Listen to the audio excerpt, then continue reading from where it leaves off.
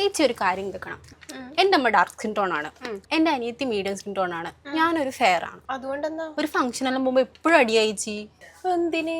എന്താന്ന് വെച്ചാ ചേച്ചി, നമുക്ക് മൂന്നാൾക്ക് മാച്ച് ആയിട്ടുള്ള ഒരു പ്ലസ് ടൂണും കിട്ടാനില്ല. അതിനിപ്പോ എന്താ സെപ്പറേറ്റ് വാങ്ങിക്കണം? പിന്നെ നടക്കുന്ന കാര്യം പറ. പിന്നെ നിനക്ക് എങ്ങനത്തെയാ വേണ്ടേ? അതില്ലേ ചേച്ചി, നമുക്ക് ഒരു പാലറ്റിൽ മൂന്നാൾക്ക് യൂസ് ചെയ്യാൻ പറ്റിയ ഷെയ്ഡ്സ് വേണം.